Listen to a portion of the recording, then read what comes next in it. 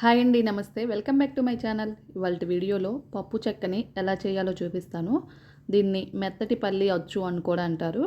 పల్లి చిక్కీ అయితే కొంచెం గట్టిగా ఉంటుంది. పల్లి అచ్చు అయితే ఇలా సాఫ్ట్గా మెత్తగా ఉంటుంది. టేస్ట్ చాలా బాగుంటుంది. ఇంక లేట్ చేయకుండా ఈ సాఫ్ట్ పల్లి అచ్చుని ఎలా చేయాలో చూసేద్దాం. ముందుగా ఇలా ఒక ప్లేట్ తీసుకొని ఇందులోకి 1/2 టీ స్పూన్ నెయ్యిని వేసుకొని ప్లేట్ అంతా నెయ్యిని అప్లై చేసుకొని ప్లేట్ను పక్కకు పెట్టుకోవాలి. ఇప్పుడు స్టవ్ మీద ఇలా మందపాటి ప్యాన్ పెట్టుకొని ఇందులోకి కప్పున్నర వరకు పల్లీలను తీసుకొని లో టు మీడియం ఫ్లేమ్లో ఈ పల్లీలను చక్కగా ఫ్రై చేసుకోవాలి.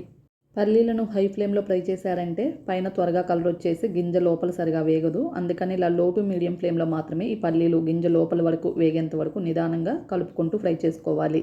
ఇక్కడ చూడండి, పల్లీలు చక్కగా కలర్ వచ్చేసాయి కదా. ఈ కలర్కి రాగానే వెంటనే స్టవ్ ఆపేసి ఈ పల్లీలను ఇలా వేరొక ప్లేట్లోకి ట్రాన్స్ఫర్ చేసుకొని ఈ పల్లీలను కంప్లీట్గా వేడి చల్లారనివ్వాలి. పల్లీలు కంప్లీట్గా వేడి చల్లారిపోయిన తర్వాత చేతితో కానీ లేదంటే వీటిని ఒక కవర్లోకి తీసుకొని మనం చేతితో నలిపినా కూడా, లేదంటే ఇలా గ్లాసు ఉపయోగించుకొని వీటిని ఇలా నలిపినా కూడా పొట్టు ఈజీగా సపరేట్ అయిపోతుంది.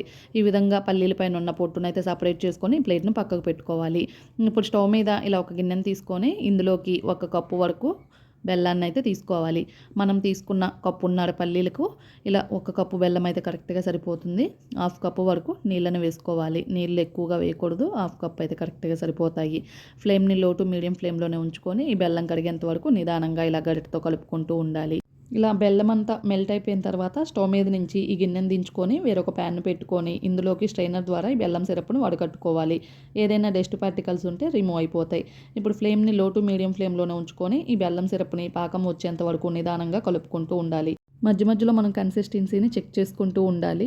ఇలా ప్లేట్లోకి వాటర్ని తీసుకొని బెల్లం సిరప్ని ఈ వాటర్లోకి వేసుకొని మనం పాకాన్ని ఇలా చెక్ చేసుకోవాలి. ఇక్కడ మనకి పాకం అయితే సరిగా రాలేదు, లేత తేగ పాకంలాగా వచ్చింది. అందుకని మరొక 2 నిమిషాల పాటు పాకాన్ని అయితే ఉడికించుకున్నాక చెక్ చేసుకుందాము.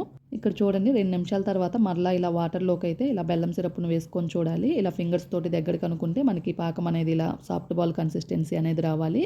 పప్పు చెక్కకి ఇది సరైన కన్సిస్టెన్సీ. ఇప్పుడు ఇందులోకి 1 టేబుల్ స్పూన్ నెయ్యిని వేసుకొని కలుపుకోవాలి. మీకు ఇష్టం ఉంటే 1/2 టీ స్పూన్ వరకు యాలకుల పొడిని వేసుకోవచ్చు. ఇక్కడ నేనైతే వేయట్లేదు. యాలకుల పొడి వేయకపోయినా కూడా టేస్ట్ బాగుంటుంది. ఇప్పుడు ఈ పాకంలోకి మనం ఫ్రై చేసి పెట్టుకున్న పల్లీలు ఉన్నాయి కదా, వాటిని వేసుకొని ఈ పల్లీలకి పాకం చక్కగా పట్టేలాగా ఇలా గరిటతో బాగా కలుపుకొని వెంటనే స్టవ్ ఆపేసి ఈ పల్లి మిశ్రమాన్ని అంతా ఇలా నెయ్యి రాసిన ప్లేట్లోకి అయితే ట్రాన్స్ఫర్ చేసుకొని వెంటనే ఇలా నెయ్యి రాసిన గిన్నెతో కానీ లేదంటే ఒక రోలర్కి నెయ్యి రాసుకొని ఇలా ఈవెన్గా స్ప్రెడ్ చేసుకోవాలి. ఇలా ఈవెన్గా స్ప్రెడ్ చేసుకోవడం వల్ల హెచ్చు తగ్గులు లేకుండా చక్కగా ఫ్లాట్గా వచ్చేస్తుంది. ఇక్కడ చూడండి, వేడి కంప్లీట్గా చల్లారేంత వరకు ఈ ప్లేట్ని అలాగే 1/2 అవర్ పాటు వదిలేయాలి. ఇక్కడ పల్లి అచ్చు అయితే కంప్లీట్గా వేడి చల్లారిపోయింది. ఇలా వేరొక ప్లేట్లోకి అయితే ఈ పల్లి అచ్చును రివర్స్లో బోర్లించుకొని ఒకసారి ప్లేట్ పైన ట్యాప్ చేసామంటే ప్లేట్ నుంచి పల్లి అచ్చు ఈజీగా సపరేట్ అయిపోతుంది. అంతేనండి, ఎంతో టేస్టీగా సాఫ్ట్గా పల్లి అచ్చు అయితే రెడీ అయిపోయింది. దీన్ని పప్పు చెక్క అని కూడా అంటారు. పల్లి చిక్కీ అయితే కొంచెం గట్టిగా ఉంటుంది. పల్లి అచ్చు ఇలా సాఫ్ట్గా మెత్తగా ఉంటుంది. చూడండి, తుంచుతుంటే ఎంతో సాఫ్ట్గా మెత్తగా ఉంది కదా. టేస్ట్ కూడా చాలా బాగుంటుంది. పిల్లలైనా పెద్దవాళ్ళైనా ఎంతో ఇష్టంగా తినేస్తారు. పిల్లలకి ఈవినింగ్ టైం స్నాక్స్గా కానీ స్నాక్స్ బాక్స్లో అయినా చేసి పెట్టవచ్చు.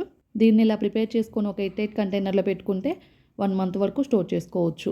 ఇందులో ఉండే ప్రోటీను పిల్లల ఎదుగుదలకు, వారి కండరాల పుష్టికి చక్కగా సహాయపడుతుంది. ఇంకా లేట్ చేయకుండా మీరు కూడా ఈ పల్లి అచ్చును ఒకసారి ట్రై చేసి టేస్ట్ ఎలా వచ్చిందో కామెంట్ బాక్స్లో మీ ఫీడ్బ్యాక్ని తెలియచేయండి. మీకు ఈ వీడియో నచ్చితే లైక్ చేయండి. అలాగే మీ ఫ్రెండ్స్కి, రిలేటివ్స్కి షేర్ చేయండి. కొత్తగా మా ఛానల్ చూసే వాళ్ళు ఎవరైనా ఉంటే సబ్స్క్రైబ్ చేసుకోండి. Thank you for watching.